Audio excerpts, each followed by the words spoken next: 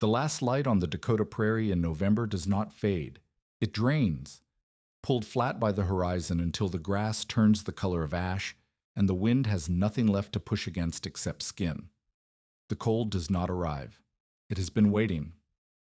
A woman walked west along a fence line, one trunk behind her in the grass where the mail wagon had left it. She was not dressed for the open ground. She moved quickly, arms folded against her ribs, watching something ahead that was not the shanty.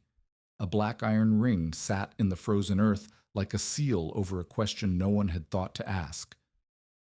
Ragna Brecka reached the claim at dusk on the 4th of November, 1887, riding in the back of a mail wagon because she could not afford the fare on the passenger coach. The driver set her trunk in the grass and pointed west. "Quarter mile. Follow the fence posts." He did not offer to wait. She walked. The grass was dead and flat, and the wind came from the northwest without anything to break it for 200 miles. Her father had died 11 days ago. Lung fever. The doctor in town said Oddman Brecka had been coughing since August, but refused to stop working. Working on what? Ragna had asked. The doctor looked at her as though she should already know. "The hole," he said. She found it before she found the shanty. A black iron ring sat in frozen grass, like a coin someone had dropped and never bothered to retrieve. The hatch cover was 3 feet across, bolted to a collar of rough oak and rimmed with frost that caught the last light. Beyond it, 40 yards uphill, stood a shanty 14 by 16 feet with tar paper walls, one window, one stovepipe, and a door that swung on leather hinges. The door was open. Snow had blown onto the floor inside. Her father had spent everything. The probate filing listed it plain. 160 acres held in Oddman Brecka's name, now transferable to his sole heir.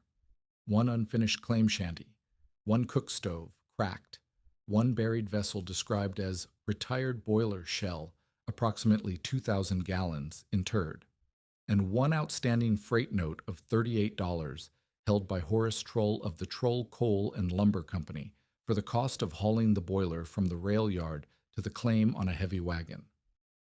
Ragna owned 160 acres in her own name.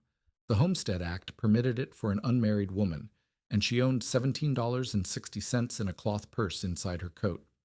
She owned 60 pounds of flour in a barrel her father had sealed with wax, 2 sacks of dried beans, 3 gallons of kerosene, a leaking shanty with green cottonwood framing that smelled like mold, and 1 3/4 cords of cottonwood rounds, split badly, stacked against the north wall where rain had already softened the bottom row. She could not leave. The railroad fare back to Wisconsin cost $14, which would leave her $3 and change in a state where she knew no one willing to take her in. Abandoning the claim before final proof meant forfeiting the improvements, and Truel held the freight note. If she walked away, he could buy the whole parcel for the debt. Her father's grave was fresh dirt in the town cemetery, and she had no family east of the river, no family west of it, and no money for a boarding house past the second week. The wind pushed through the shanty walls. She could feel it move through gaps where the tar paper had separated from the framing. She lit the stove with cottonwood shavings, and the smoke blew back into the room because the pipe joint had a crack she could fit 2 fingers through. Reverend Amos Pritchard arrived the next morning before the frost had melted off the grass. He came in a buckboard with a sack of cornmeal and a jar of lard, which he set on the trunk without ceremony. Then he walked the property. Pritchard was 58, a former Union quartermaster who had spent 3 winters organizing relief supplies for settlers who ran out of everything by February. He had buried 11 people in 4 years. He did not offer opinions lightly, and when he did, the town listened. He stood at the woodpile first. He pulled around from the bottom row and pressed his thumb into the grain. The wood was green and punky where water had sat. 1 3/4 cords, Ragna said. 1 1/4, Pritchard said. The bottom row is rot. You cannot burn rot. He dropped the round and walked to the shanty. He looked at the stovepipe crack. He looked at the tar paper gaps. He pressed his palm against the west wall and held it there. "You feel that?" he said. "The wind," Ragna said. "The wind is inside your house, Miss Brecka. This wall has no sheathing behind the paper. Your father framed it with green cottonwood and never finished the boarding. When that wood shrinks, and it will shrink, the gaps will open wider. He walked to the hatch. He stood over it for a long moment. Then he looked at her. Your father buried a locomotive boiler in the ground and spent his last year sealing it with pitch and felt instead of finishing the house you needed to survive in. I do not say this to be cruel. I say it because you need to hear it from someone who has carried frozen people out of homes better built than this one. He listed what she needed. 6 cords of seasoned wood, minimum, to heat a drafty shanty through a Dakota winter. A lined chimney that did not leak smoke. 2 neighbors within calling distance willing to check on her. A roof that would not lift in a west wind. A team of horses or oxen for hauling, which she did not have. Cash for stovepipe, nails, rope, and lamp oil, which at current prices would cost at least $20 she did not possess. You have 1 room, he said. 1 cracked pipe, green wood, no team, no neighbors closer than Marit Solheim, and she has her own children to worry about. And you have a hole your father dug deep enough to bury pride. He put his hat back on. I will ask the ladies' aid about a place in town. You should not winter here. Ragna did not argue. She watched him leave. She looked at the cornmeal and the lard and the hatch and the frozen grass and the shanty that breathed wind like a living thing. She thought about her father's hands, which had been thick and scarred from riveting, and about the account book she had found in the shanty with his figures written in pencil so small she needed lamplight to read them. She did not sleep well that night. The stove burned through the cottonwood too fast. By 3 a.m, the shanty was cold enough to see her breath, and she lay under every blanket she owned thinking about what Pritchard had said. He was not wrong. She could count. 1 1/4 usable cords against a need for 6. $17 against a need for 20 more. 1 cracked stovepipe against 5 months of winter. The math was a killing equation, and she had nothing in the margins. But the hatch was still there in the morning, and she did not know what was under it. The stove smoked again on the 3rd night. A gale hit from the northwest, and the cracked pipe joint turned into a bellows that pushed smoke back into the room until Ragna's eyes burned and her chest tightened, and she could not stay inside. She wrapped a blanket around her shoulders and stood in the yard at 10 o'clock at night, with the wind cutting through the wool and the stars invisible behind racing clouds. The hatch was 6 steps away. She had not opened it. She had told herself the boiler was her father's madness, the thing that killed him, because he had spent money on iron when he should have spent it on lumber and stovepipe and a proper chimney. But the shanty was filling with smoke, and the temperature was dropping, and she was out of options that did not involve freezing or suffocating. She knelt. She turned the latch ring. The hatch was heavy, oak planks over an iron frame, and it took both hands and her back to lift it against the wind. A wooden ladder led down into darkness. She lowered the lantern first on a rope, watching the flame. The flame did not gutter. It burned steady and leaned slightly to the left. Ragna climbed down. The first thing she noticed was the silence. The gale vanished, not gradually, not muffled, gone. The ladder dropped 10 rungs into a space that smelled like iron, damp earth, and old wool. The lantern showed her a cylinder, 5.5 feet across, just over 11 feet long, the curved walls studded with rivet lines that ran in neat rows from one dished end to the other. A retired railroad boiler, its fire tubes removed, its crown sitting 6 feet below grade, and its bottom near 11 feet down, surrounded by packed Dakota earth. Her father had lined the interior. Thick wool felt, Boilermakers felt, the kind used to wrap steam pipes, covered the walls in overlapping strips, held in place with canvas tacked to wooden battens he had bolted through the shell. The floor was raised on duckboards over gravel.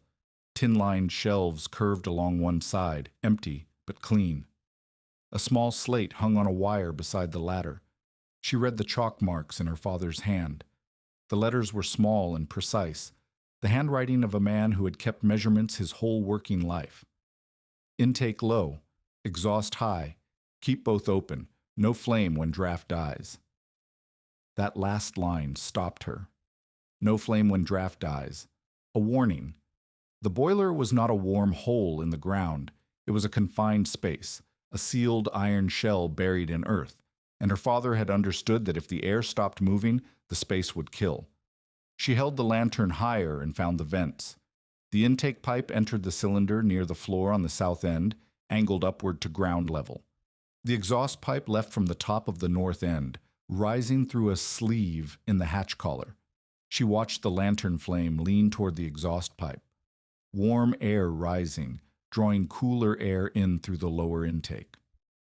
Stack effect, the same principle that made chimneys draw. The air was cold, but it was not the cold of the surface. There was no wind shear, no gusting, no knife edge of moving air finding skin through cloth. The iron wall was cool to the touch, not freezing. The earth around it buffered the extremes, not 55 degrees, not the fantasy of deep geothermal warmth at 6 feet, but enough to hold the space above the killing cold when the surface dropped 20 or 30 below. Her father's felt lining added insulation. The gravel floor kept her off the bare iron bottom. The still air held whatever heat a body produced instead of ripping it away. She sat on the duckboards with the lantern between her knees and read the slate again. She looked at the shelves. She looked at the canvas strips. She looked at the rivet seams, some sealed with pitch and red lead, 2 of them weeping moisture where the seal had cracked. Her father had not been mad. He had been solving the wrong problem backward. He could not afford enough wood to heat a drafty shanty. He could not build a sod house alone. He could not dig a proper dugout because the claim sat on flat ground with no hillside to cut into. So he had done the thing he knew how to do. He had found retired iron, he had buried it where the earth could hold it steady, and he had lined it like a boiler jacket to trap whatever warmth the ground and a human body could produce. He had not finished. The weeping seams proved that. The felt had bare patches. The exhaust pipe was too short. It barely cleared the surface, which meant snow could bury it. The intake had no screen. The hatch collar leaked daylight, which meant it leaked air, which meant it leaked heat. The system was half-built, and half-built was the distance between shelter and a grave. Ragna climbed back up. The wind hit her like a hand. She pulled the hatch closed and stood in the dark for a long time. She went back down the next morning with a candle, a ball of string, and her father's account book. She spent 3 hours measuring. She wrote the numbers in the margin of the book. Interior temperature at dawn, 34 degrees. Shanty temperature at dawn, 12 degrees. Outside temperature at dawn, 9 below. 21 degrees of difference between the boiler and the shanty. 43 degrees of difference between the boiler and the open air. 43 degrees was not comfort, but 43 degrees was life. Marit Solheim came 2 days later with a loaf of bread, and her youngest Thomas riding her hip. Marit was 31, a widow since the previous spring when her husband's horse threw him against a plow frame.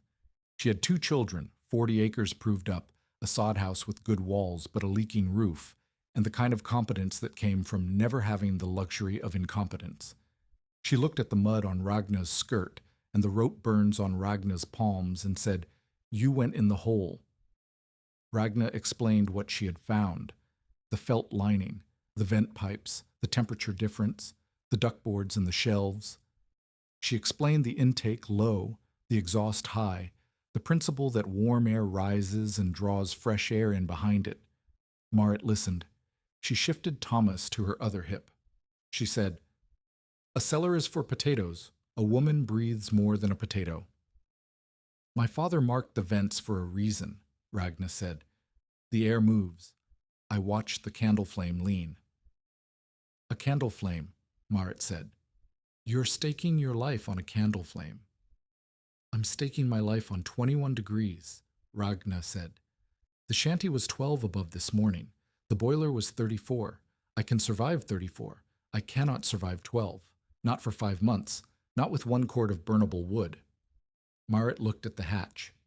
She did not look convinced. She said, "What happens when you are sick down there and no one knows?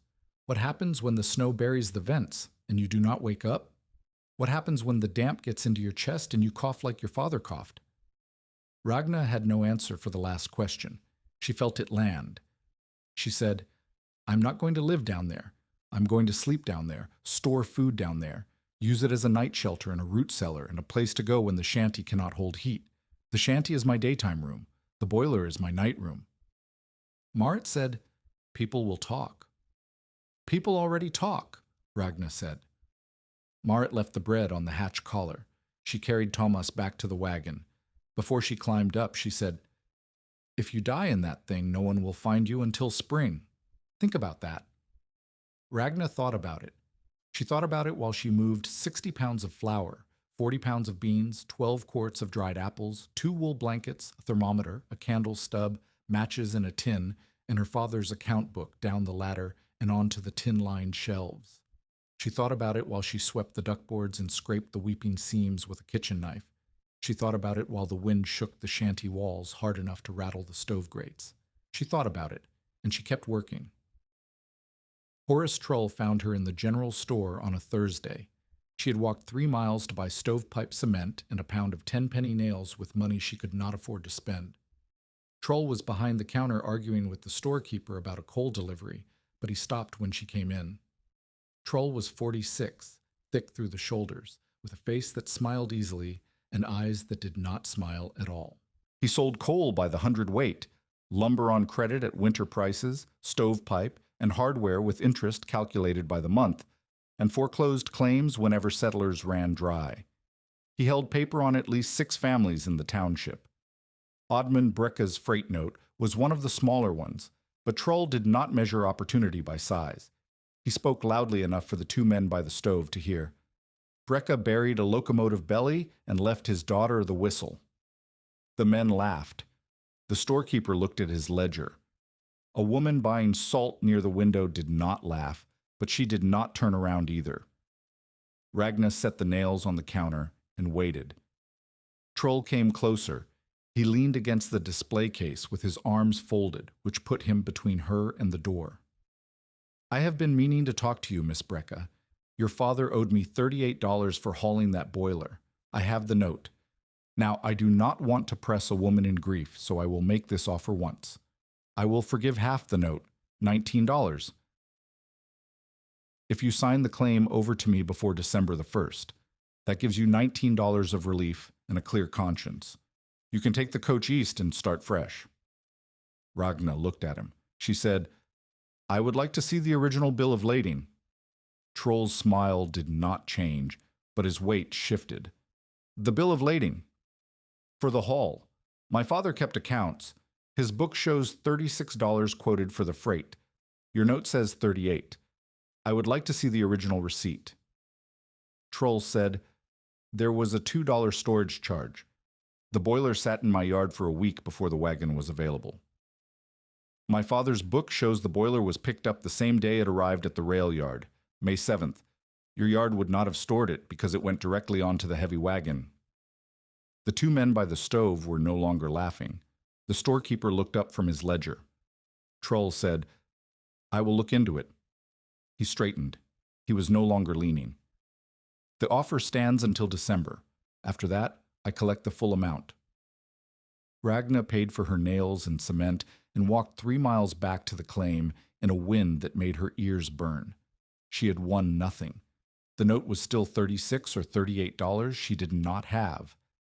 But Trull knew now that she could read a ledger, and that changed the shape of the ground between them. She did not know yet what Trull wanted with a barren quarter section that had no timber, no water right, and no improvements worth the hauling. But he wanted it badly enough to offer $19 of forgiveness before the first snow, and that meant the land was worth more to him than the debt. That question sat in her chest like a stone she could not put down. Reverend Pritchard stopped at the claim again the following week. He did not bring food this time. He brought a warning. The ladies' aid discussed your situation, he said. He stood in the yard with his hat in his hands, which meant the words were coming from a place he did not enjoy. They are willing to find you a room in town through the winter. Mrs. Dahl has a spare bed. The cost would be $3 a month, which the aid would cover through January. And the claim, Ragnar said, you could return in spring. If I leave before final proof, Trull buys the improvements for the debt. Pritchard knew this. His face said he knew it. Miss Brecka, I walked your property. I told you what you need. You do not have it. You do not have half of it.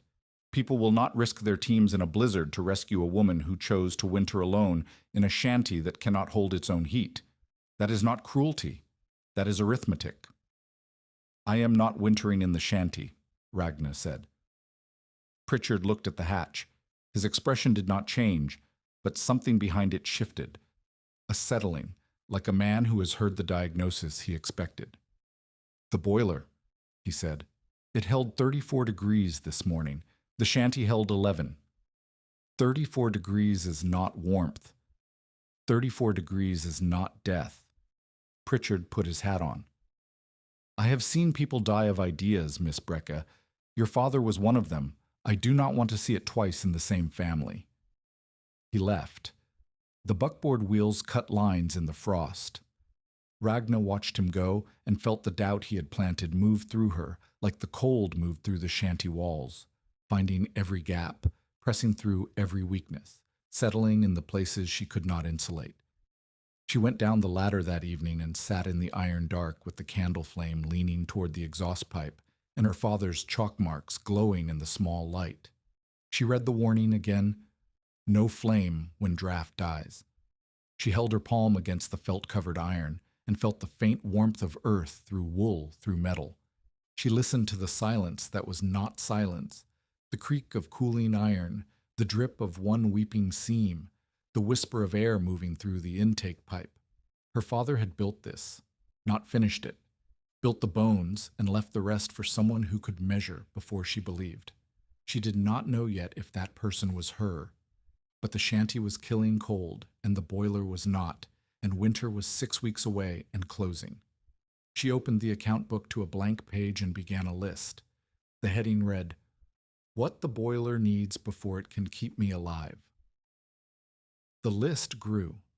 Ragna spent the first 2 weeks of November measuring, testing, and discovering how much her father had left undone.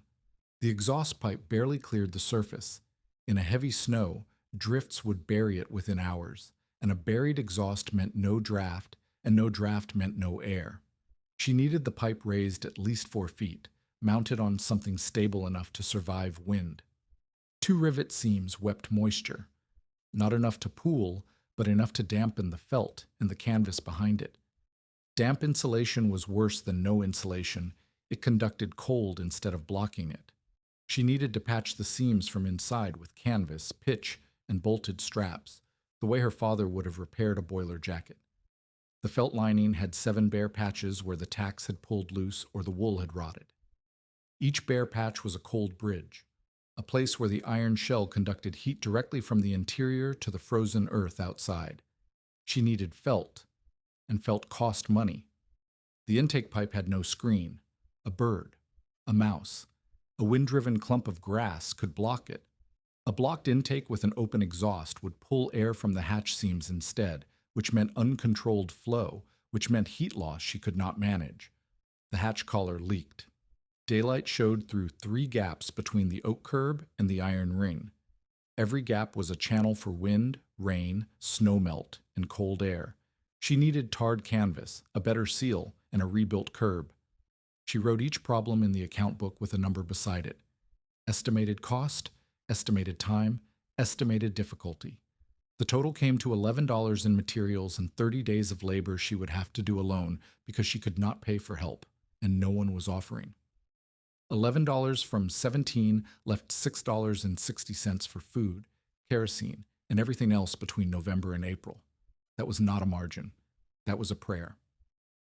She bought the stovepipe cement first, then a roll of tarred canvas from a man selling off a damaged wagon cover for $2, then pitch, a half-gallon tin for 75 cents. She traded a wool skirt she could not spare for a bag of iron bolts and strap stock from a retired farmer clearing his barn. The work began on the 18th of November. She started with the hatch collar because it was the most exposed and the most dangerous. Every storm that hit before she sealed it would pour water and snow down the shaft.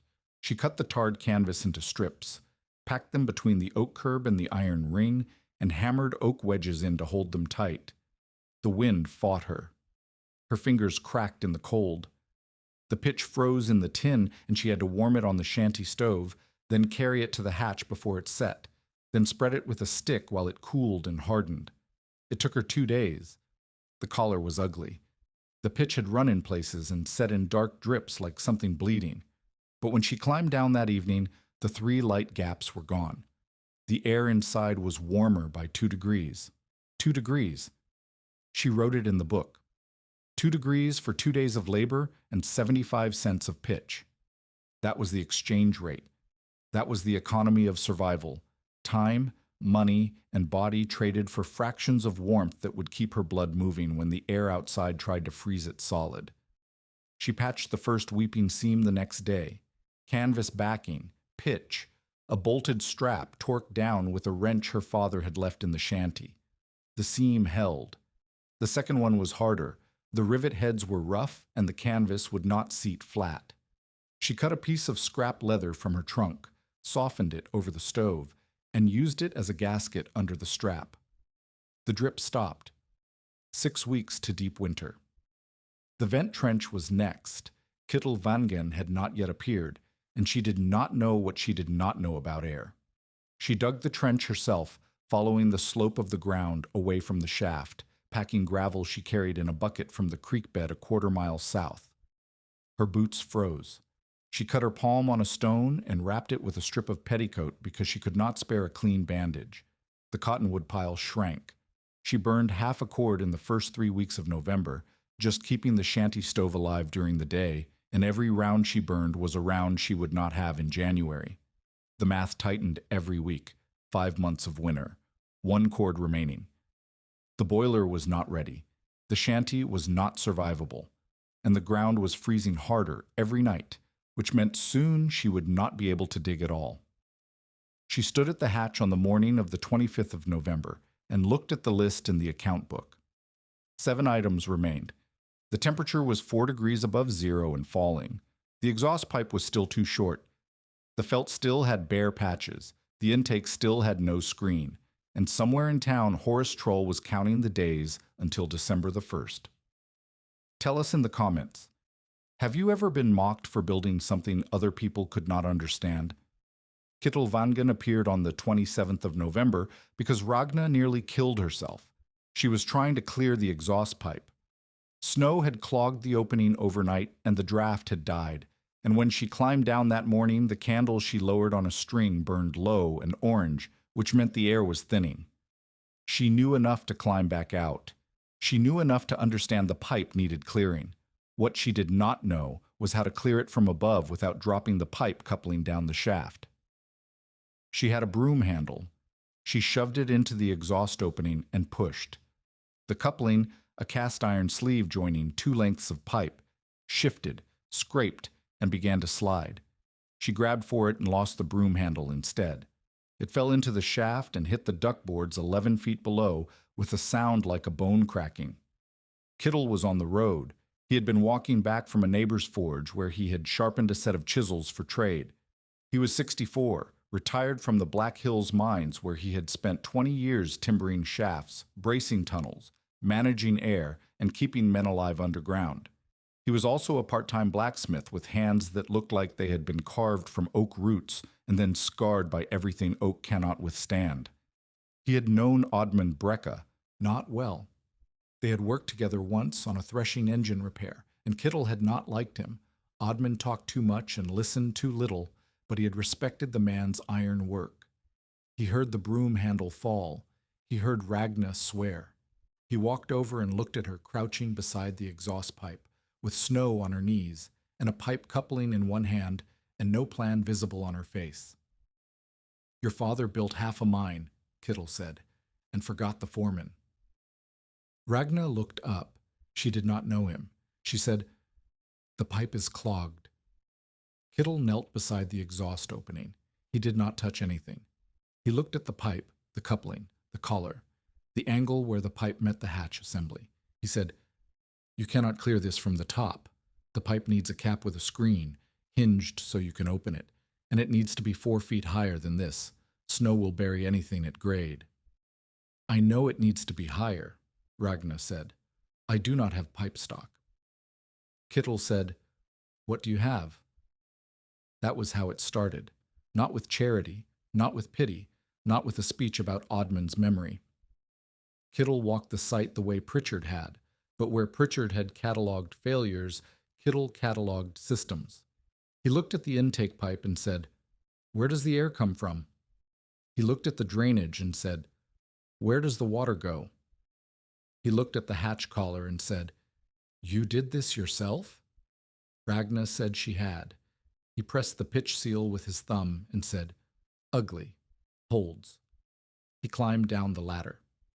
He spent 10 minutes in the boiler with a candle, touching rivets, pressing felt, tapping the iron wall with his knuckle, and listening to the ring the way a doctor listens to a chest. He came up and said, "Odman knew iron. He did not know air. The intake is too small, the exhaust is too short, and there is no secondary draw. If the main exhaust clogs, you have no backup. In a mine, that kills everyone on the level." He did not offer to help. He said, "I will show you what to fix. You do the work." Ragna said, "Why?" Kittle looked at her for a moment. He said, "Because you measured the temperature difference before you moved your flour down. Your father would have moved the flour first and measured never." The teachings came in pieces, each one a scene Ragna earned through labor. First, air. Kittle made her hang 2 strips of cloth inside the boiler, one near the intake, one near the exhaust. The intake strip should lean inward. The exhaust strip should lean toward the pipe. If either hung limp, the draft was failing. He showed her why. Warm air is lighter than cold air. It rises. If you give it a high exit, it pulls cooler replacement air through a low entrance. The taller the exhaust column, the stronger the draw. This was stack effect, the same principle that made chimneys work, that made mine ventilation shafts pull air through half a mile of tunnel. He found an old windmill stub in a collapsed outbuilding on the next section, a 4-foot length of iron pipe with a mounting flange. He made Ragna help him carry it back. They bolted it to the exhaust collar, extending the pipe to nearly 5 feet above grade. Then Kittle blackened the exterior with stove soot mixed with lard. "Dark pipe in winter sun warms the air inside," he said. "Warmer air rises faster. Faster rise, stronger draw." He fashioned a hinged cap from a tin plate and a leather strap, with a screen of wire cloth underneath to block snow and debris. The draft improved immediately. The exhaust cloth strip leaned hard toward the pipe. The intake cloth leaned inward. The candle flame, which had been sluggish near the floor, burned bright and steady. Second, water. Kittle made Ragna dig a crescent-shaped drainage trench on the uphill side of the shaft, curving around the hatch and angling downslope to carry meltwater and rain away from the collar. "Dry cold is a knife," he said. "Wet cold is a grave. If water pools around the shaft, it seeps through the collar, soaks the felt, and turns your insulation into a wick that pulls heat out of you." She dug for 3 days. The ground was freezing, and each inch cost her blisters. Her palms bled where the blisters broke. She packed gravel from the creek bed into the trench. 7 bucket trips per load, 4 loads a day, the bucket handle cutting into the burn on her right hand until she wrapped it with a strip of flour sacking. Kittle watched. He did not dig. He pointed where the gravel needed to be thicker and where the slope needed correction, and when she asked why he did not help, he said, "Because you need to know this trench with your hands, not your eyes. When it clogs in January, you will clear it by feel in the dark." Third, iron. Kittle tapped every rivet in the boiler shell with a small hammer while Ragni held the lantern. Most rang clean, tight, seated, sealed. 2 seams she had already patched. 3 more wept faintly. Kittle taught her the repair. Canvas backing cut to overlap the seam by 2 inches on each side. Pitch spread hot. A bolted strap torqued down until the canvas compressed against the iron. Not a steam-tight seal. The boiler would never hold pressure again, but a moisture seal, tight enough to keep the damp breath of the earth from soaking through and ruining the felt. She made the repairs over 4 days. 1 strap slipped, and she had to start over. 1 pitch application cooled too fast and cracked because she had not warmed the iron first with a heated stone. Kittle showed her the trick. Hold a stone on the stove until it was too hot to grip with bare hands. Then press it against the iron near the seam for 2 minutes before applying pitch. The warmth kept the pitch liquid long enough to bond. Her hands hurt constantly. Her knees ached from crouching in the cylinder. Her back seized twice from climbing the ladder with tools. She lost weight because she ate less to preserve the flour and beans, and because the work burned more than the food replaced. Progress markers appeared in the account book. 6 weeks to deep winter. Vent trench open, exhaust pipe raised, draft improved. 4 weeks. Felt lining repaired over 7 bare patches using wool salvaged from an old horse blanket Kittle traded for at the livery stable. Ragna cut the wool to size, tacked it over the bare iron with copper tacks, and covered it with canvas strips soaked in linseed oil to resist moisture. 3 weeks, 120 quarts of food stored on the tin-lined shelves, potatoes near the floor where it was coldest, beans and dried apples on the middle shelf, flour in the sealed barrel wedged into the curve of the wall, turnips in a sack hung from a hook, squash near the top, where the air was warmest, consistent with root cellar storage practice. 2 weeks, hatch collar rebuilt with fresh tarred canvas, and a new oak curb that Kittle helped her shape with an adze. The fit was tight. The gaps were gone. The hatch sealed with a rope latch that could be opened from inside or outside. 9 days to deep winter, the intake screen was buried under drifting snow. Ragna spent 2 hours on her knees in a wind that burned her face, digging out the pipe and fitting a wire-cloth hood that angled downward so snow could not pack directly into the opening. She lost feeling in her fingers and had to sit in the shanty with her hands against the stove until the pain came back, which was worse than the numbness. Setbacks came without warning and without fairness. Trull refused to sell stovepipe to Ragna unless she paid cash. No credit, no trade. "Company policy," he said, though everyone in the store knew the policy applied only to her. She needed a 6-inch length to extend the shanty stovepipe past the crack. Without it, the shanty filled with smoke every time the wind shifted west. Kittle found a piece of scrap pipe in his own barn and brought it over without comment. A November thaw sent meltwater cascading over the frozen ground and down the hatch before the drainage trench could catch it. Ragna climbed down to find the duckboards floating in 2 inches of brown water and the lower felt strips soaked through.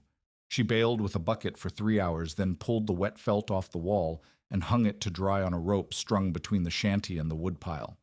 The felt froze stiff in the wind. She had to thaw it on the shanty floor before she could rehang it. The episode cost her 2 days and revealed a weakness. The hatch collar needed a raised lip to deflect surface water. Kittle showed her how to build one from a ring of packed clay covered with tarred canvas. Ugly again. Functional again. Marit's eldest son Lars dared a boy from the next claim to drop a dead prairie hen down the exhaust pipe. The bird lodged halfway, blocking the draft. Ragna did not discover it until she climbed down and the candle guttered. She came up fast, heart pounding, and spent an hour extracting the carcass from the pipe with a hooked wire. The feathers had sealed against the pipe wall like a plug. When she pulled it free, the draft resumed with a sound like a long-held breath released. She did not blame Lars.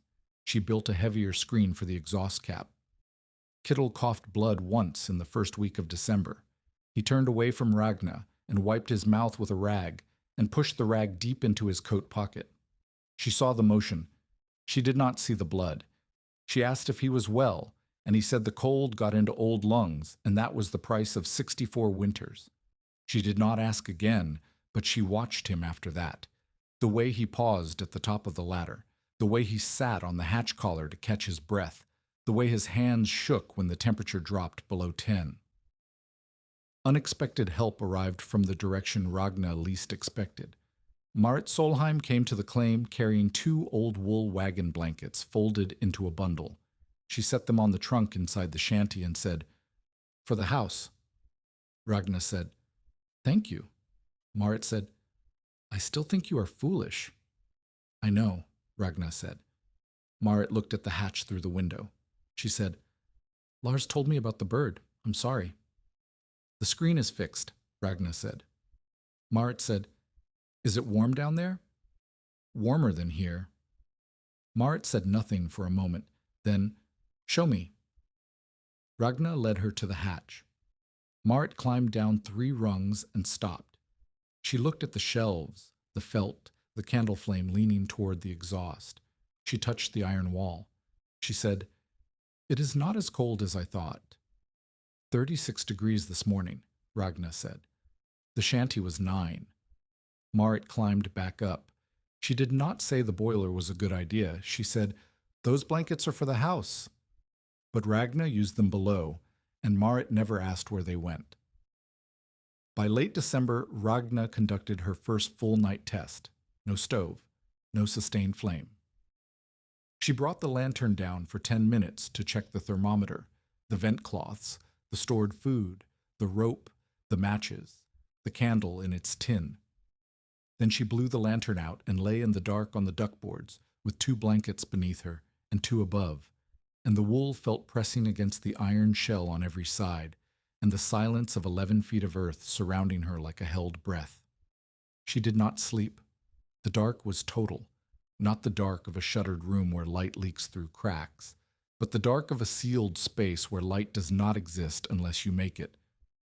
She listened to the intake pipe whisper and the exhaust pipe draw and the iron creak as the temperature outside dropped further and the metal contracted in tiny increments. She heard mice above the hatch. She heard wind, distant and muffled, like a voice in another room. By dawn, she lit the lantern and read 3 numbers. Shanty temperature, 8 degrees. Outside temperature, 16 below. Boiler chamber, 39. 39 degrees.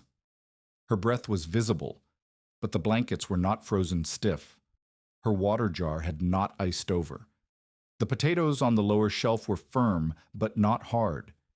She had survived the night without fire, without fuel, without anything except earth and iron, and felt, and the heat her own body produced, held in still air that the vents kept breathable without making it cold. But the condensation was a problem. Her breath had wetted the canvas near the hatch collar. Moisture beaded on the iron above her head where the felt did not reach. If she slept down here every night, the damp would accumulate, soak the insulation, breed mold, sicken her. She opened the exhaust wider to increase airflow and lost 2 degrees. She closed it too far, and the candle guttered. The line between enough air and too much air was narrow, and she could not see it, only feel it in the flame. Kittle came the next morning, and she told him the numbers. He nodded. He said rules. He said them the way a man says things he has said before to other people in other holes in the ground who did not always listen. No coal fire inside. Ever. Coal produces gas that does not smell and does not warn. It fills the low spaces first. You fall asleep and do not wake. No open lamp while sleeping. Oil flame consumes air. A sleeping person cannot monitor a flame. No sealing the hatch. The hatch is the emergency exit and the secondary air source. If both vents fail, the hatch must open. No entering if the candle will not burn upright. A candle that leans, gutters, or dies means the air is wrong. Stay out until the draft recovers. A rope tied to the ladder rung. If you become confused, from cold, from bad air, from illness, the rope tells your hands which way is up. Ragnar wrote the rules in the account book under the heading Kittle's Laws. She nailed a board beside the hatch and scratched a signal code. 1 white rag hung on the board meant safe below. A red rag meant send help. No rag meant she had not gone down. Reverend Pritchard came by on the 2nd of January. He saw the signal board. He saw the raised exhaust pipe. He stood over the hatch and said, 39 degrees is not warmth, Miss Brecka.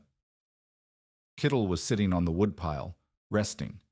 He said, "It is if the alternative is the sky." Pritchard looked at Kittle. "And if the vents clog?"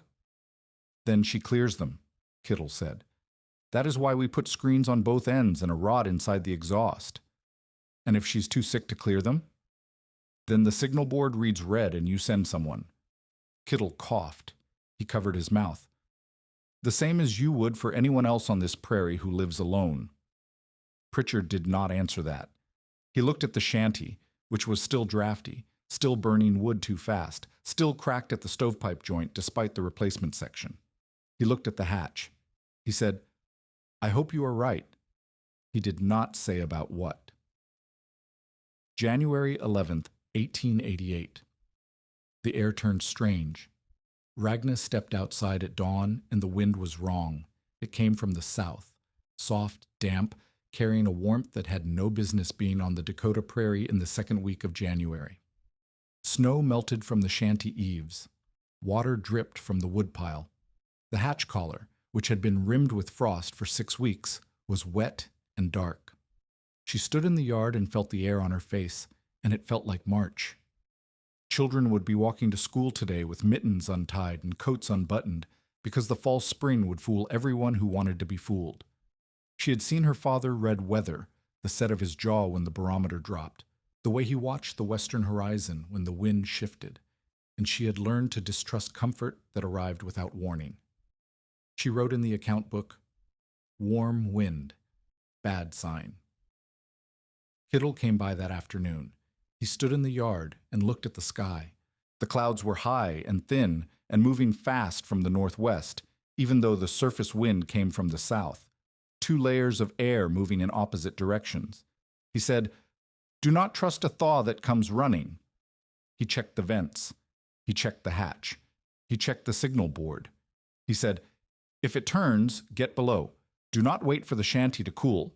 Do not wait to see how bad it gets. Get below." He left. Ragna watched him walk down the road toward his own place, 2 miles south. He walked slowly. He coughed twice that she could hear. She filled the water jar. She checked the food stores. She lowered an extra blanket and the candle tin and matches and the hooked rod for clearing the exhaust. She left the white rag on the signal board and went into the shanty to mend a tear in her coat because the wind was still warm and the day still felt like a lie. The sky changed at 2 o'clock in the afternoon on January 12th. Ragna was in town. She had walked the 3 miles to buy lamp oil and salt because the mild weather made the walk bearable and the supplies were needed. She was in the general store when the light in the window shifted. It did not dim gradually. It went from bright to gray to dark in the time it took to count to 20. The storekeeper looked up. Someone outside shouted. Ragna walked to the door. The western sky was black, not cloud dark, not storm dark. Black. A wall of nothing moving toward them faster than a horse could run, and ahead of it the air was already changing, the warm south wind dying and the temperature falling, and the first fine snow beginning to move not downward but sideways, horizontal, driven by something that was not yet visible but was already here. The storekeeper said, "Get inside." Ragna said, "The children." The school was 400 yards east of the store. The children had been let out for the mild weather. Some had already started walking home. Marit Solheim's youngest, Thomas, was 7 years old, and he walked the road south toward the Solheim claim, 1.25 miles, because the morning had been warm, and Marit had let him go without the heavy coat. Ragna did not think about the boiler.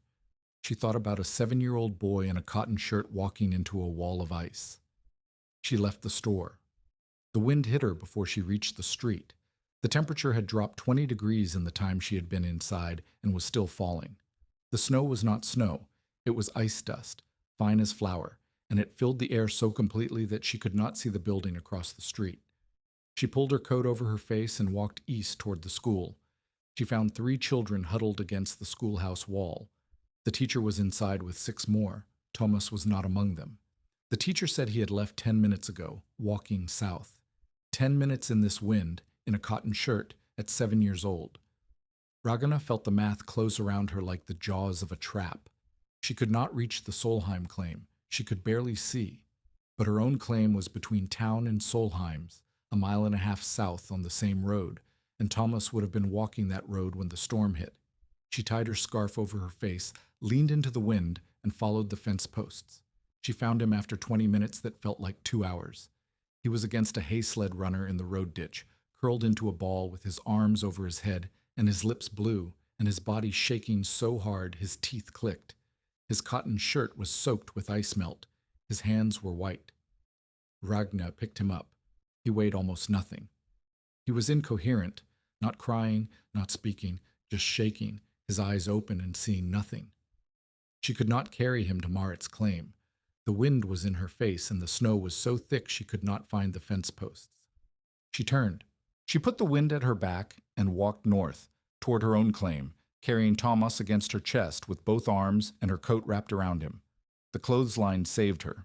She had tied it from the shanty door to the hatch that morning, one of Kittle's mine lessons, a lifeline between 2 points so you could navigate blind.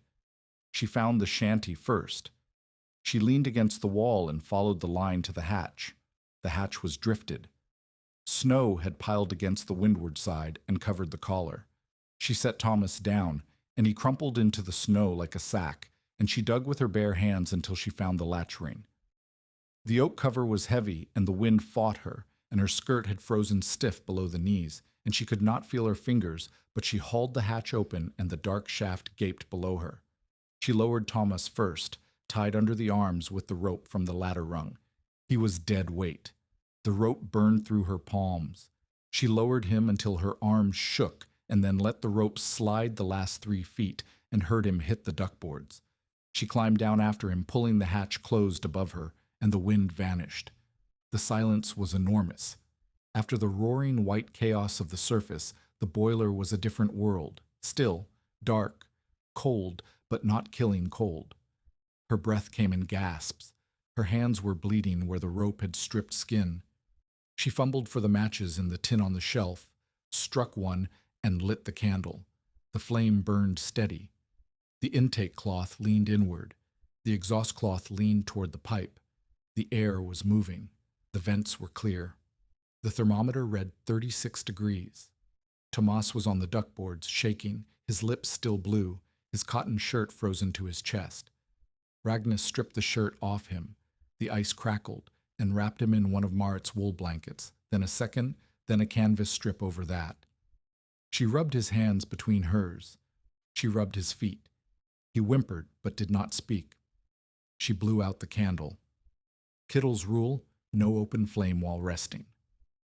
The dark came back, total and absolute, and in it Thomas pressed against her and shook, and she held him, and listened to the vent pipes breathe, and the iron walls creak, and the storm above them rage against the earth that did not move. Hours passed. She measured them by counting, 60 seconds, then a mark scratched on the duckboard with her fingernail, 60 more. Another mark. She checked the vents every hour by lighting the candle for 30 seconds and watching the cloths. The intake held. The exhaust held. The snow above had not buried the raised pipe. Kittle's 4-foot extension and the hinged cap with the downward angled screen were keeping the opening clear. The temperature inside rose. 2 bodies in a sealed, felt-lined iron cylinder produced heat that the still air held and the earth buffered. 36 became 37. 37 became 38. The blankets warmed. Thomas stopped shaking. He said one word, "Mama." And Ragnar said, "Soon." She did not know if it was true. At what she guessed was midnight, the candle showed frost forming on the intake cloth. Cold air was pouring in faster as the temperature outside plummeted. The thermometer read 37 again. The system was stabilizing. The earth and felt holding steady against the assault from above.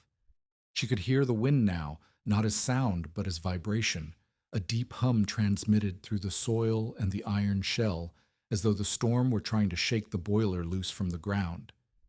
She checked the exhaust. Frost had formed on the inside of the pipe near the collar. If it built thick enough, the pipe would narrow and the draft would slow. She took the hooked rod, the one she had placed there the day before, following Kittle's instructions, and scraped the frost from the pipe walls. Ice chips fell on her hand. She replaced the rod and blew out the candle.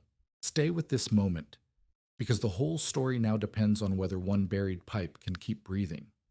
Tomas asked for light. He asked twice, his voice small and cracked. Ragnar said no. She said the dark was safe.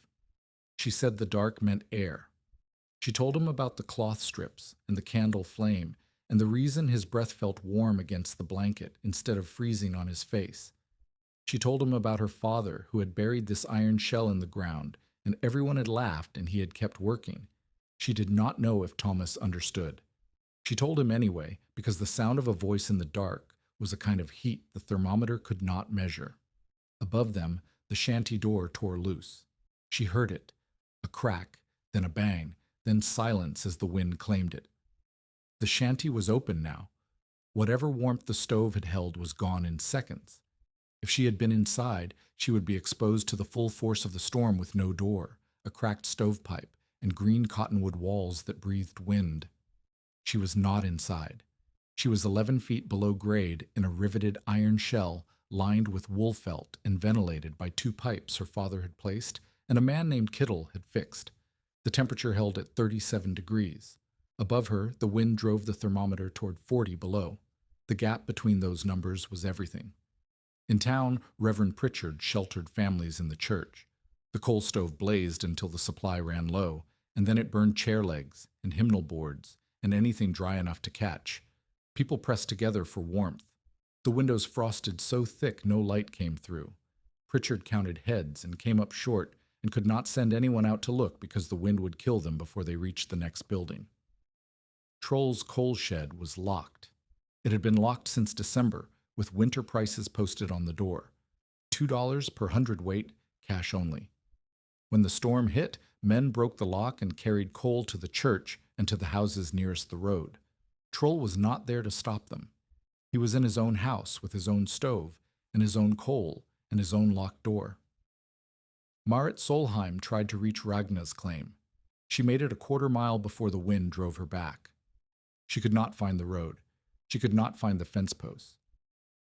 She crawled back to her sod house and pulled her daughter close and waited for the storm to kill her son or not kill him, and there was nothing she could do about it. A hired man named Alvy Rusk survived the night in the lee of a haystack. He lost 3 fingers and both ears to frostbite. Mrs. Hanford's brother did not survive. He was found between the barn and the house, 18 steps from the door, frozen in a posture that suggested he had been crawling. The bell in the church tower rang for him on the 14th. Ragna did not know any of this. She knew the dark. She knew the cold iron above her that was not as cold as the air it kept out. She knew Thomas breathing against her shoulder and the exhaust pipe whispering and the frost building on the collar that she scraped every hour with bleeding hands. She knew the candle test: light, watch, confirm, extinguish. She knew the count: 1 hour, 2 hours, 6 hours, 10. She knew that every hour the vents held was an hour Thomas lived. The storm lasted into the afternoon of January 13th.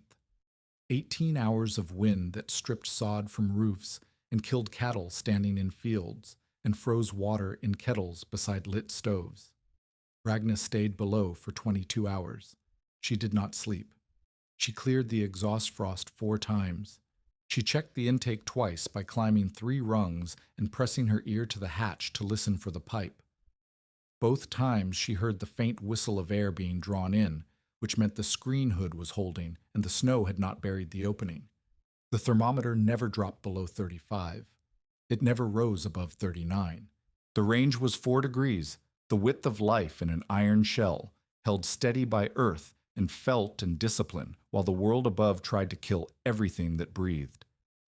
When the wind finally eased, Ragna lit the candle one last time. Tomas was asleep.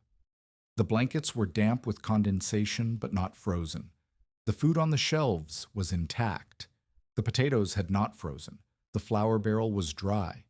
The account book was on the shelf where she had left it, and her father's chalk marks still glowed on the slate above the ladder. She climbed to the hatch and pushed it open. Snow poured in. She pushed through it and stood in the light. The sky was white and still. The shanty door was gone. She could see it 30 yards away, flat on the snow. The woodpile had lost its top row to the wind. The exhaust pipe stood above the drifts, the hinged cap crusted with ice but open, the screen intact. She was alive. Tomas was alive. The iron held. She banged on the hatch 3 times with the heel of her boot, and the sound traveled through the frozen air like a bell. Marit reached the claim first. She came on foot through the drifts with Reverend Pritchard, half a step behind her, and Kittel Vangen 100 yards back, walking slow, stopping twice to cough. The snow was knee-deep, and the air was still, and the sun hit the white ground so hard it burned the eyes. Marit saw the hatch. She saw the 3 boot-heel marks in the frost on the collar where Ragna had banged. She dropped to her knees and pulled at the latch ring, and the hatch swung open, and Ragna's face appeared in the shaft, squinting against the light, her hair white with frost near her temples, and her hands wrapped in strips of flour, sacking stained brown with dried blood. "Thomas," Marit said. Ragna reached down and lifted him. He was wrapped in both wool blankets and a canvas strip, and his face was pale, but his eyes were open, and he said, "Mama." And Marit took him and held him against her chest, and did not speak for a long time. Pritchard stood at the hatch and looked down. The ladder, the duckboards, the felt-lined walls curving away into the cylinder, the shelves with the food still intact, the thermometer hanging on a wire from a rivet head. He read the number, 37 degrees. He looked at the shanty, which had no door, its interior drifted with snow, the stove cold and dead, the stovepipe knocked sideways by the wind. He looked at the hatch again. He removed his hat. Ragna climbed out and stood beside him. She was exhausted. Her skirt was stiff with dried ice below the knees. Her hands were swollen and cracked. She had not slept in more than 30 hours, and the light made her head ache. Pritchard said, "I called it a grave." Ragna said, "So did I." He looked at her. He said, "Then I was wrong about the grave." He did not say more. He did not need to. The hat was off, and the words were plain, and the thermometer read 37 degrees inside a space where 2 people had survived a storm that killed a man 18 steps from his own door. Pritchard put his hat back on and said, "I will send men to help you with the shanty door." Kittle arrived at the hatch and knelt. He did not go down. He pulled a feather from his coat pocket, a small gray goose feather he carried for exactly this purpose, and held it over the exhaust pipe. The feather bent in the updraft. The vent was drawing clean. He looked at Ragna and nodded once, and she understood that the nod contained everything he would not say aloud. The teachings had held, the system had worked, and she had done it without him in the dark for 22 hours. The validation came in stages, each one slower and harder to earn than the one before. Marit returned 2 days later without Tomas. She came alone. She stood at the hatch and said, "Show me everything." Ragna took her down.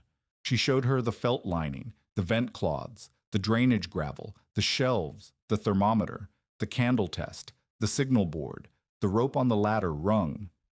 She explained the intake low and exhaust high. She explained the frost scraping. She explained why no flame while sleeping and why no sealed hatch, and why the candle test before every entry. Marit listened the way she did everything, with her full attention and no wasted movement. She touched the felt. She watched the vent cloths.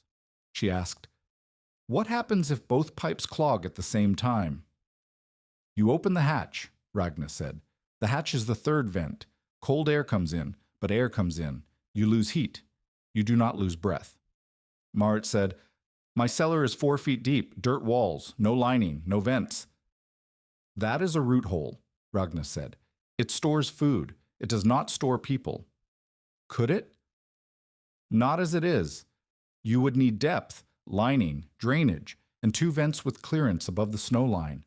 The earth has to do the work. 4 feet is not enough." Marit climbed out. She stood in the yard for a long time. She said, "I thought your father was a fool." "He was not finished," Ragna said. "That is different from foolish." Marit said, "Show me what I would need for my cellar."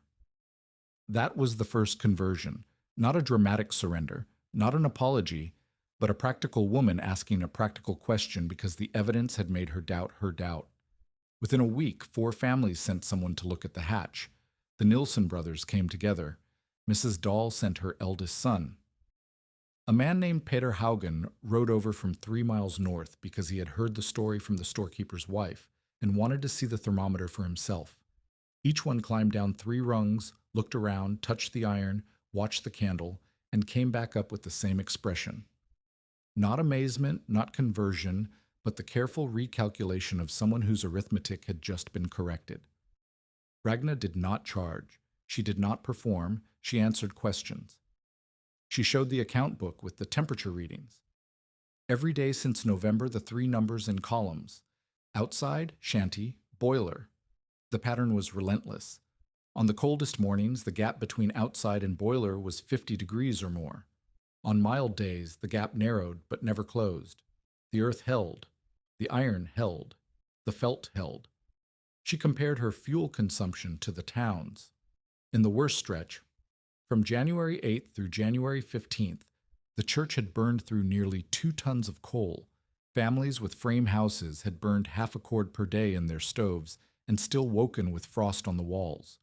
Ragna had burned less than a quarter cord total because she only heated the shanty during daylight hours when she cooked and worked, and retreated below at night where no fuel was needed.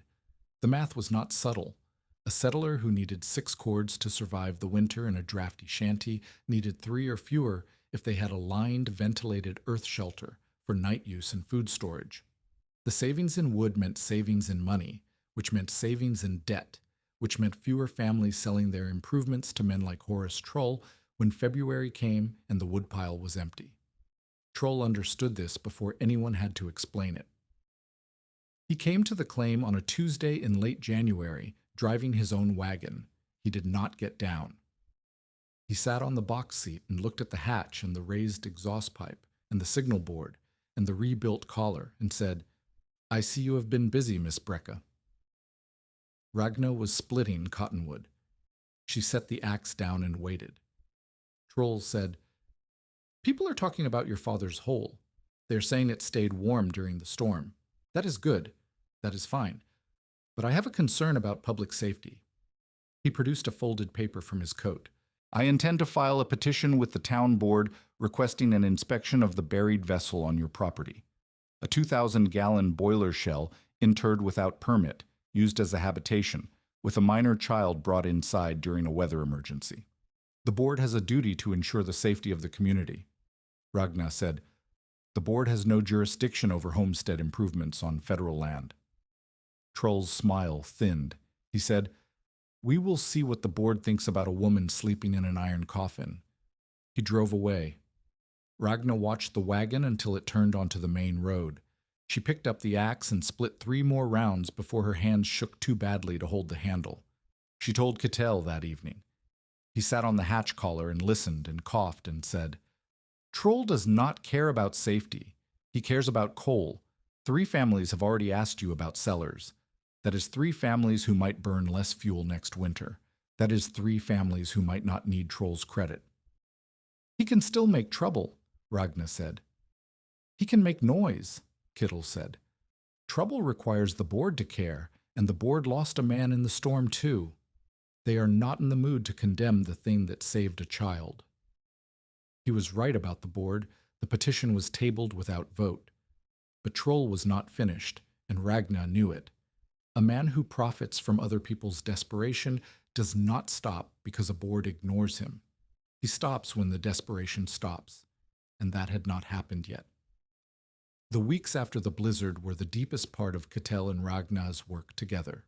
The crisis had proven the boiler's core principle, but it had also exposed every weakness: the condensation near the hatch, the frost buildup in the exhaust, the difficulty of staying awake all night to monitor vents, the problem of a single occupant with no one to take turns.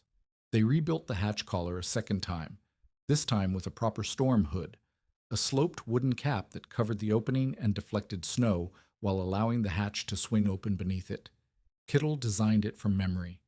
He had seen similar structures on mine ventilation shafts in the Black Hills, where snow buried everything at elevation and the shafts had to breathe regardless.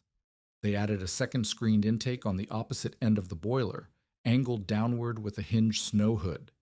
2 intakes meant redundancy. If one clogged, the other kept air flowing.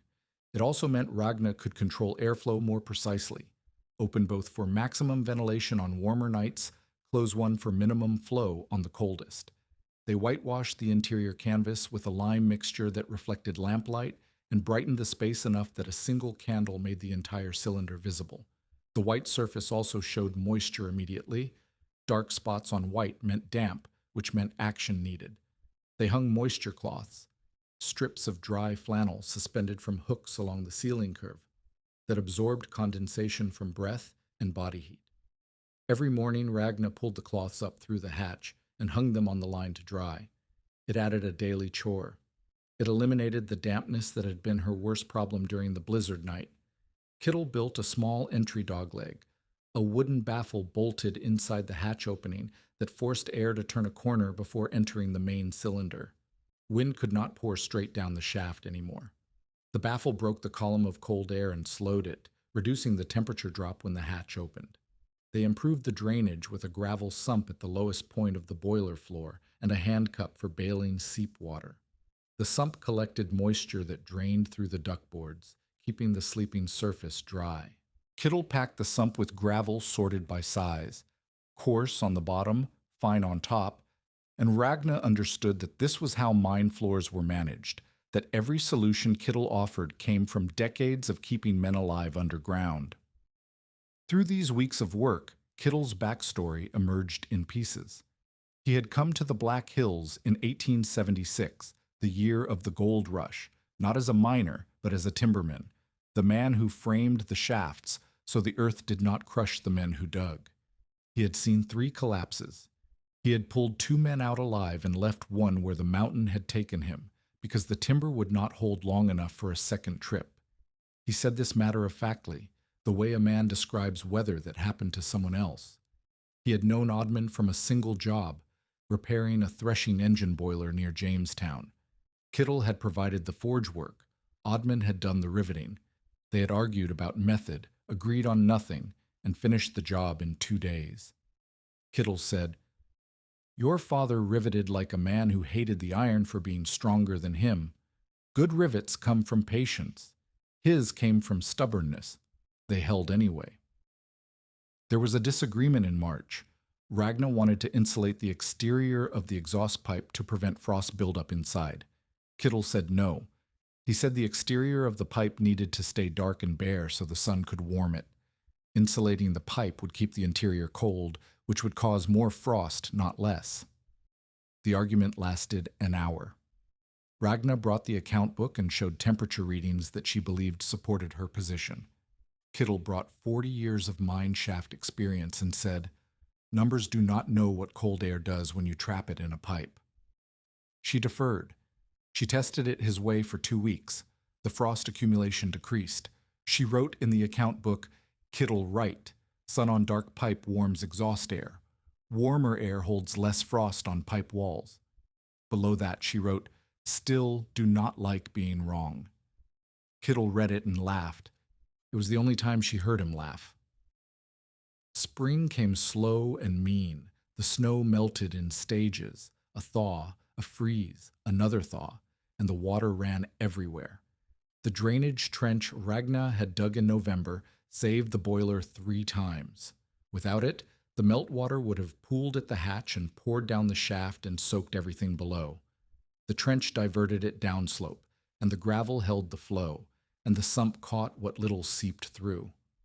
Kittle's cough worsened in April. He came to the claim less often. When he came, he sat more and worked less. His hands still knew what to do. He could sharpen a chisel on the stone with a motion so practiced his eyes did not need to watch. But his lungs were failing, and the sound of it was a wet rattle that made Ragna look away, because looking at him while he struggled for air felt like trespass. He died on a warm day in late May, 1888. He was sitting on a stool outside Ragna's hatch, teaching her to sharpen a cold chisel, because he said a dull chisel was more dangerous than a sharp one, and she would need to cut iron someday when he was not there to do it. He showed her the angle. He showed her the stroke.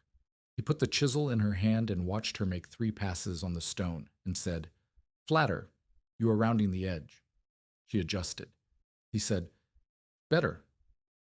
She looked up, and he was not breathing. He was sitting upright on the stool with his hands on his knees and his eyes open and his face turned toward the sun. His coat was buttoned. His hat was on his head. The cold chisel stone was between his feet.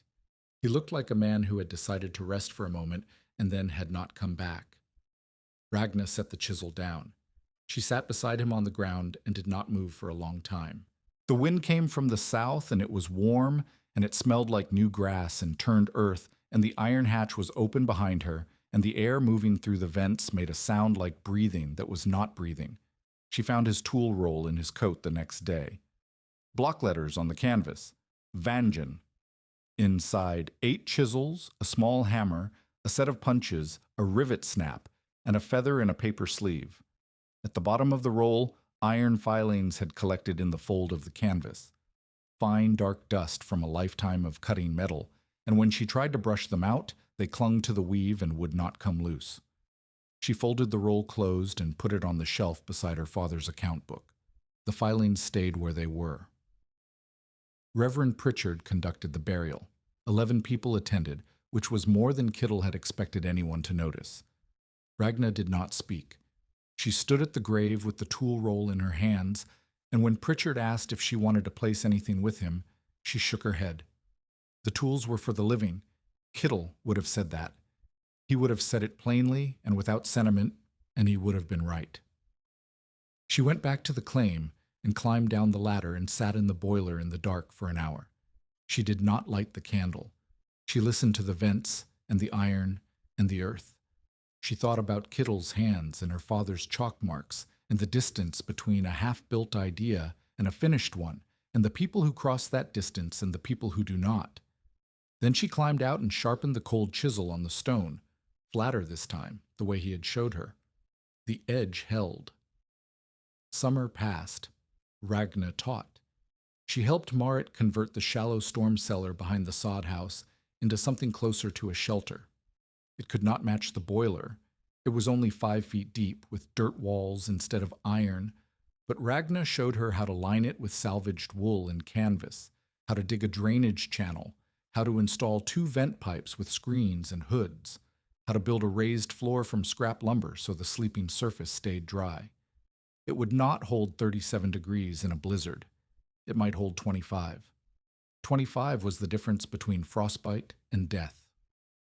Reverend Pritchard organized a project at the school, a root cellar beneath the coal room, dug by church boys under Ragna's supervision, lined with straw and canvas, ventilated with 2 stovepipe sections, and stocked with emergency supplies, outside, blankets, water, candles, matches, a signal board. Pritchard made the boys repeat the rules before he let them close the hatch. No sealed chamber, no fire below, no entry without a candle test, air first. 3 other families began work on improved cellars. The Nielsen brothers dug together and finished in a week. Peter Haugen hired a man to help him sink a proper shaft and line it with timber and canvas. Mrs. Dahl's son built a small earth-sheltered room against the back of their sod house, half buried, insulated with hay bales, ventilated with 2 pipe sections Ragna helped him install. None of them buried boilers. That was not the point. The point was the principle beneath the iron. Earth shelter, drainage, dry insulation, ventilated air, and discipline. The boiler was her father's vessel. The idea inside it was available to anyone with a shovel and enough sense to put 2 pipes in the ground.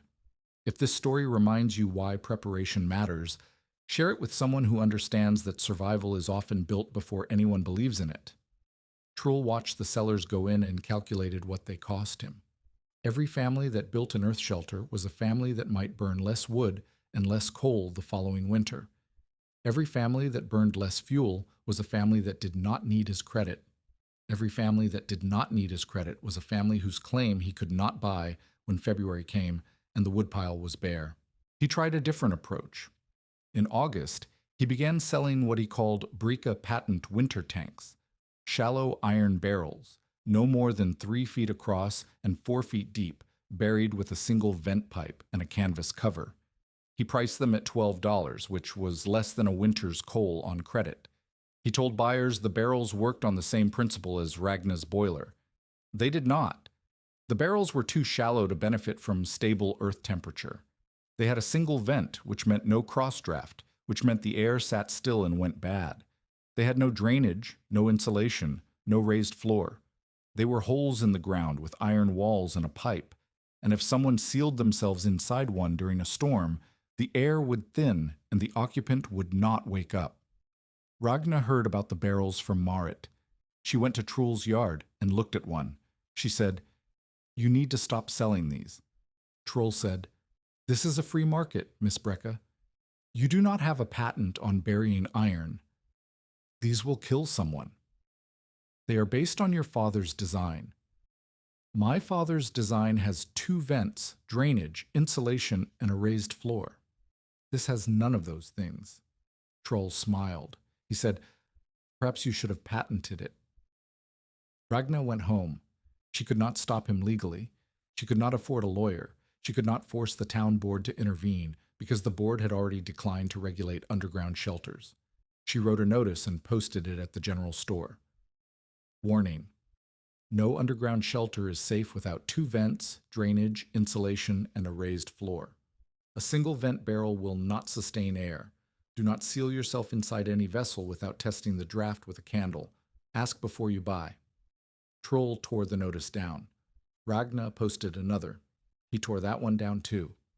He posted a third, and this time Reverend Pritchard stood beside her and said, "That notice stays, Mr. Trull." The prairie fire came in September. It started west of the Solheim claim, a spark from a threshing crew's boiler, carried by wind into dry grass that had not seen rain since July. The fire ran east. The sky turned orange. Smoke rolled ahead of the flames like a wave, thick and low, and the cattle in the fields bolted before the people even saw the light. Marit sent her children to Ragna's claim because the boiler was the closest shelter that could stop smoke. Lars and Thomas arrived running, their faces streaked with soot, and Ragna lowered them through the hatch without hesitation. She closed the windward intake, the one facing west, facing the fire, and opened the leeward pipe on the east side. Smoke could not pour through a closed pipe. Air could still enter from the protected direction. The fire reached the Brecka claim at dusk.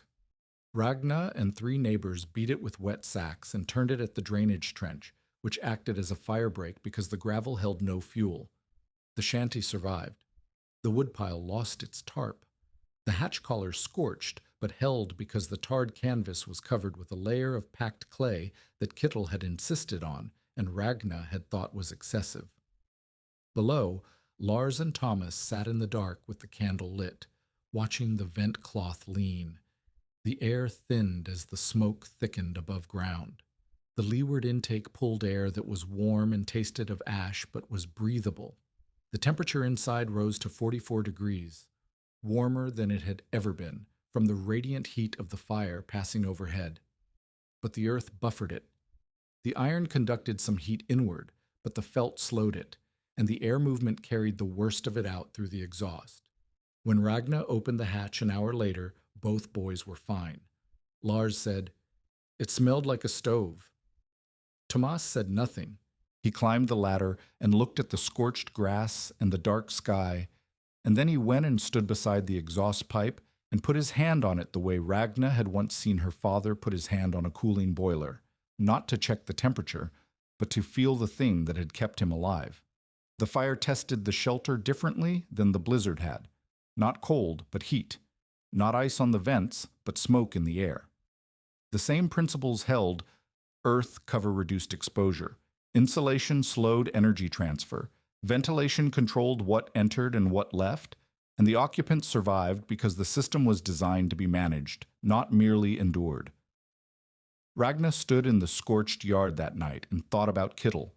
She thought about his hands on the vent cloths and his voice saying, "Dry cold is a knife, wet cold is a grave," and his cough and his feather and the iron filings in the fold of his tool roll.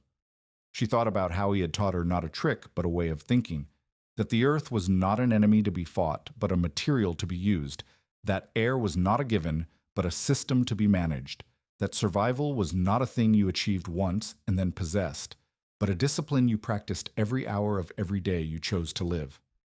She opened the account book and wrote the date and the event and the temperatures and the vent configurations and the outcome. She wrote it the way Kittel would have wanted, plain, specific, useful to whoever read it next.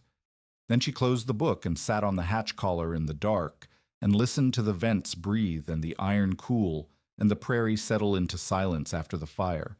And she did not cry because there was no one to see it, and because the work was not finished, and because Kittle had never cried in front of her, and she thought perhaps that was the last thing he had taught her. Not how to grieve, but how to continue. The winter of 1888 to 1889 arrived without deception. No false thaws, no warm winds running ahead of the cold.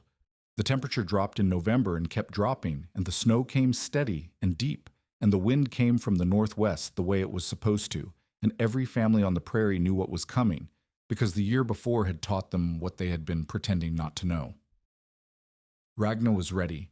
The boiler was stocked, the vents were clean, the hatch collar was sealed, the signal board was painted fresh, and the account book had a new page headed Winter 2.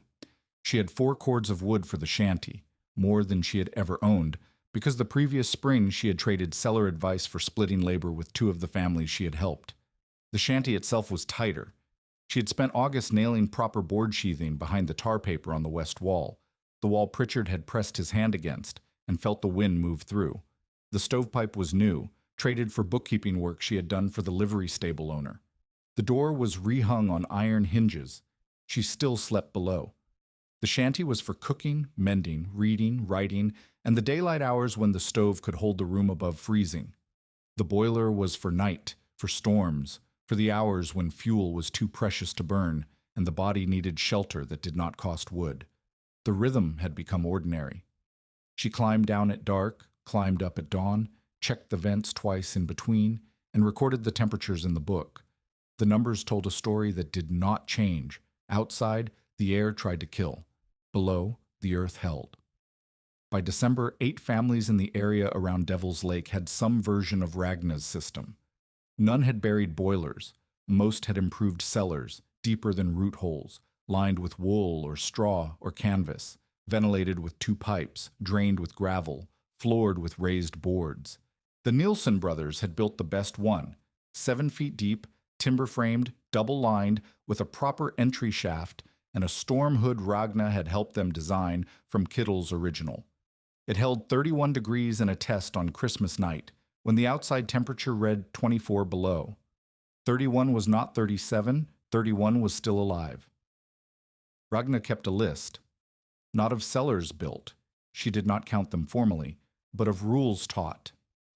Every family that dug received the same instructions, spoken and then written on a board or paper they could keep. 2 vents, minimum. Intake low, exhaust high. Screens on both. Drainage away from the shaft. Dry lining on the walls. Raised floor above the drainage. Candle test before every entry. No fire below. No sealed chamber. Signal board at the hatch. The rules were Kittle's laws, expanded and written in Ragna's hand, and she gave them freely because they were not hers to sell. They belonged to the principal, and the principal belonged to anyone who would follow it. Reverend Pritchard had the school cellar stocked by mid-November. The painted board at the entrance read, "Air First," in letters the smallest child could see from the doorway. Pritchard tested the vents himself every Monday morning. He made it part of the routine, like ringing the bell and reading the roll. He never said Ragna's name when he tested the vents. He did not need to. Everyone knew where the board had come from. The church kept a checklist. Pritchard had written it on a card and nailed it inside the vestry door. Candles, matches, blankets, water, vent rod, signal cloth. Before every service from November through March, the deacon checked the card. The card was a small thing. It meant the difference between a congregation that could shelter in place and one that burned furniture. Trull installed his demonstration barrel behind the coal yard in October. It was the largest of the models he sold, 4 feet across, 5 feet deep, with a single vent pipe rising 18 inches above grade. He had lined it with straw, which was cheaper than wool and would rot by spring.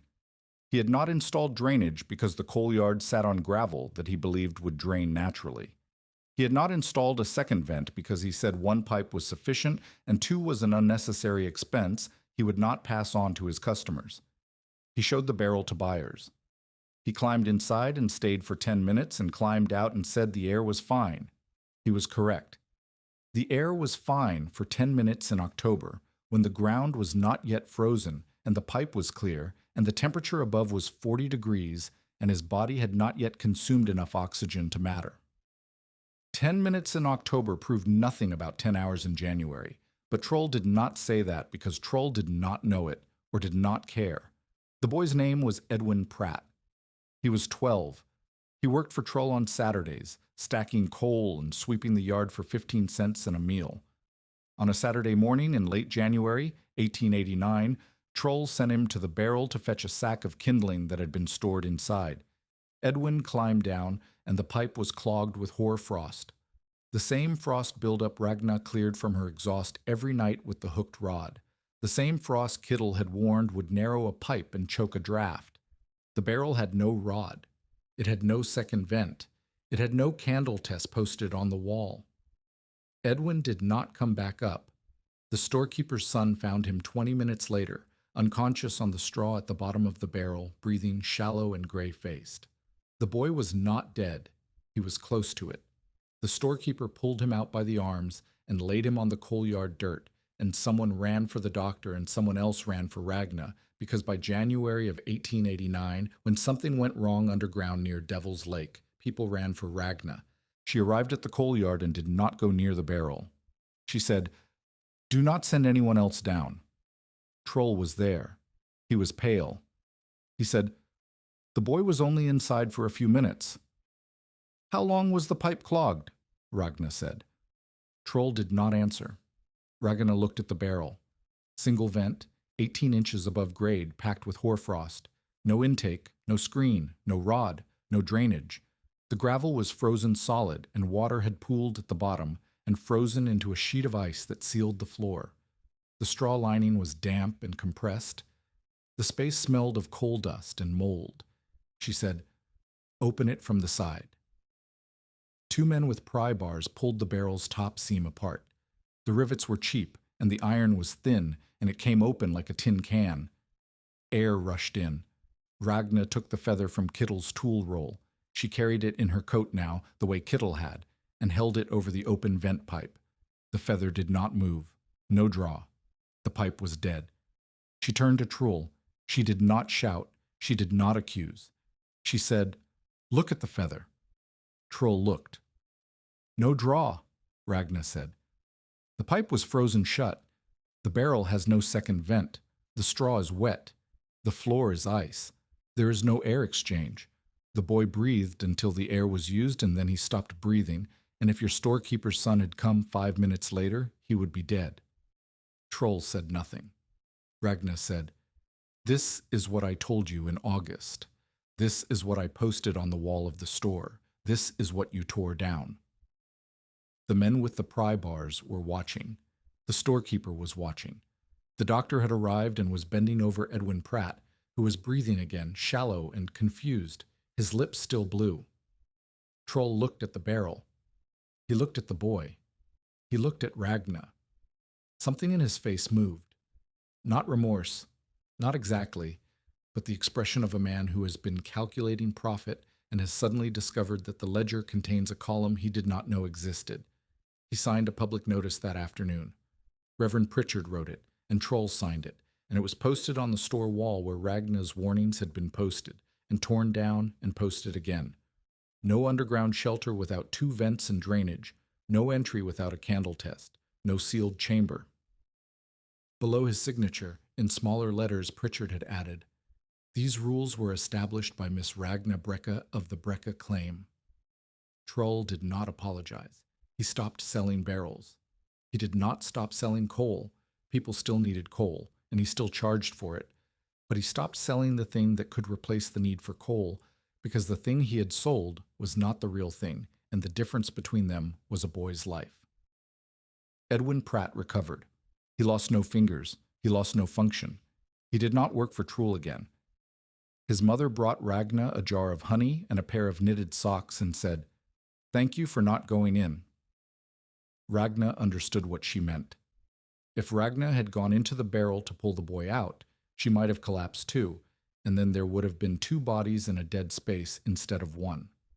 The procedure had saved the boy, not bravery, not instinct, but the discipline Kittel had taught. Test the air first. Do not enter a space that will not sustain a flame. Open the vessel to the sky before you risk a second person. Procedure was not dramatic. It was not the kind of thing that made people cheer. It was the kind of thing that kept people breathing, which was better. Nathaniel Bell arrived in Devil's Lake in March of 1889. He was 30, Welsh American, a school teacher by training and an amateur surveyor by necessity. The territory needed men who could run lines and mark sections, and teachers who could do both were paid for both. He was thin, careful with his words, and wore spectacles that he cleaned on his shirt tail when he was thinking, which was often. He heard about Ragna before he met her. The storekeeper told him the story of the boiler while selling him lamp oil. Pritchard mentioned her in the first Sunday service Bell attended. Marit Solheim referred to her by reputation when Bell surveyed the section line near the Solheim claim. Talk to Brecka. She will show you where the drainage runs. He came to the claim in April to survey the section corner, which fell within 200 yards of Ragna's hatch. He found her patching a canvas strip on the interior wall with linseed oil and a brush. He said he was the new teacher and surveyor. She said the section marker was under the cottonwood stump near the slough. He said he would find it. He found it. He also found the drainage trench, the raised exhaust pipe, the signal board, the storm hood, and the hatch collar with its packed clay lip and tarred canvas seal. He stood over the hatch for a long time. Then he came back and asked if he could see the interior. Ragna showed him. He climbed down and spent 15 minutes examining the rivet lines, the felt, the vent cloths, the shelves, the sump, the entry dogleg. He did not touch anything without asking. He said, "Who designed this?" "My father built it. A man named Kittel Vangen finished it. I maintain it." Bell said, "I have seen mine shelters in Wales that use the same principle. Earth cover, still air, managed ventilation. They were built into hillsides. This is the same idea adapted for flat ground." Ragna looked at him. She said, "You are the first person who has not called it a hole or a grave or a coffin." Bell cleaned his spectacles on his shirt tail. He said, "It is an engineered shelter. The person who designed it understood heat loss." He came back the following week with a notebook. He asked permission to measure the interior. He asked permission to copy the temperature records from the account book. He asked permission to sketch the vent system. Each time he asked, which Ragna noticed, because most men who came to look at the boiler did not ask before they touched. The courtship happened through work. Bell copied Ragna's cellar plans into clean diagrams that families who could not read her pencil marks could follow. He labeled the measurements. He drew the vent system in cross-section. He made 6 copies and gave them to Ragna to distribute. She corrected his measurements. He had drawn the intake pipe at a steeper angle than the actual installation, and he accepted the correction without argument, which she also noticed. Through the summer and fall of 1889, they worked together on 3 cellar installations for families who had requested help. Bell ran the survey lines and dug the shafts. Ragna designed the vent systems and supervised the lining. They argued about drainage angles and agreed about vent height and shared meals at the claim because it was easier than walking back to town between work sessions. He proposed in December. She said she would think about it. He said he understood. She said, "I need to ask you something first." He waited. "The land stays in my name," she said. "The claim, the boiler, the improvements, all of it. If we marry, you come to the land. The land does not come to you." Bell cleaned his spectacles. He said, "I am a teacher. I have no use for land I did not earn." They married in June of 1891 in the church where Pritchard had sheltered families during the blizzard. Marit Solheim stood with Ragna. The Nilsson brothers stood with Bell. Thomas Solheim, now 10, carried the rings on a piece of canvas that Ragna recognized as a scrap from the boiler's interior lining. She did not say anything about it. She held the canvas and felt the weave under her fingers and married the man who had called her father's work an engineered shelter. The years compressed the way years do when the crisis is past and the work becomes routine, and the life that was impossible becomes simply the life that is. Ragna and Nate raised 2 children, a daughter born in 1892 and a son born in 1895. The daughter learned to read the vent cloths before she learned to read books. The son learned to sharpen a chisel on the stone before he learned to write his name. Both of them grew up knowing the hatch the way other children knew their front door, a part of the house that happened to open downward. By the mid-1890s, the Brecka place had grown into something that would have confused Oddman and pleased Kittel. The original boiler shelter was still the heart.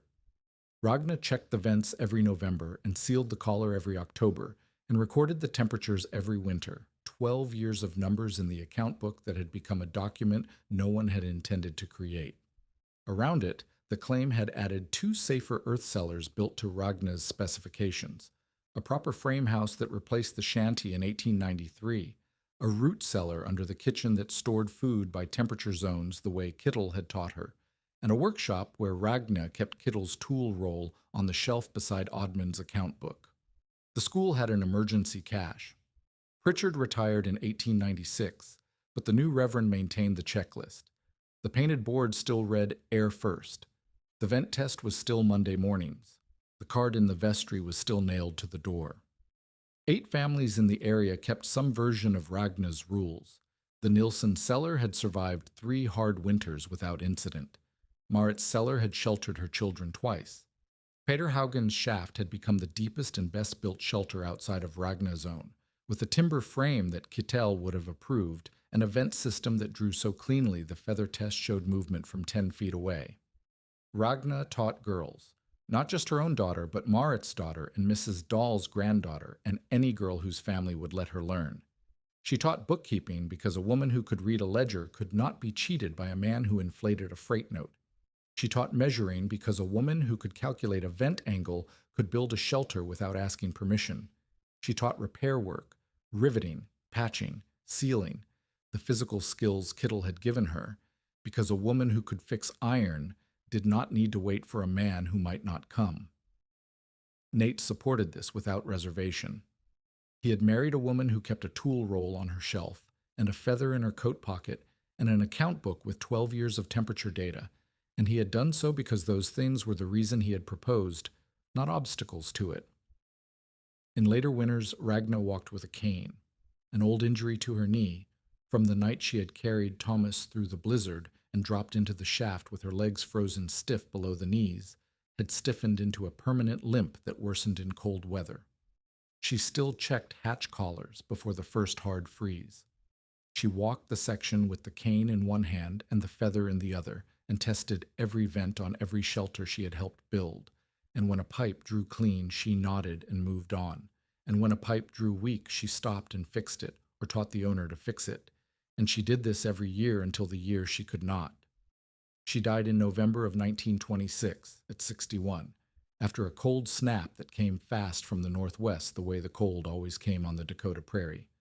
She was in the house, the frame house, the one with the proper chimney, and the tight walls and the insulated roof that her children had helped build. The boiler was still below. The hatch was still sealed for winter. The vents were still drawing clean. Her daughter found the account book open on the table to the last page, with temperatures written in a hand that shook but did not stop. My. By the time Ragna Brecka was old, at least 8 families around Devil's Lake kept her rules. 2 vents, dry lining, raised floor, hatch collar, candle test, no sealed sleeping chamber. The schoolhouse cellar had a painted board reading "Air First" that had been repainted 3 times in 40 years but never removed. Kittel Vangen's tool roll sat on a shelf in the Brecky workshop, with iron filing still caught in the canvas fold, and beside it Oddman Brecka's account book held 12 winters of numbers that no one had asked for and everyone had used. Ragna lived out her life on the Brecka claim, not because the land became rich, it never did, but because it became useful. In her last years, she kept the cold chisel on the shelf beside the account book, sharpened the way Kittel had taught her, the edge flat and clean. She told her grandchildren that the chisel was not a keepsake, it was a tool. Tools were for using. If they found it dull, they should sharpen it. If they found it sharp, they should use it. Either way, they should not leave it on the shelf.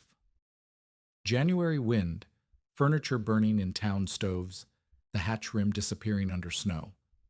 Tomas breathing under wool in the iron dark. Horace Troll's voice carrying across the general store. Brecka buried a locomotive belly and called it a house. That was 1887. Decades later, Ragna's granddaughter lifted the same hatch and found the chalk marks still legible on the slate. Intake low, exhaust high, keep both open. The feather hanging from a string beside the ladder, the iron wall cool beneath her palm, and the air moving through the vents the way it had moved since the day a boilermaker buried his best idea in the ground and a seamstress climbed down to find it. The town had laughed because Oddman buried iron. Ragna lived because he had buried time.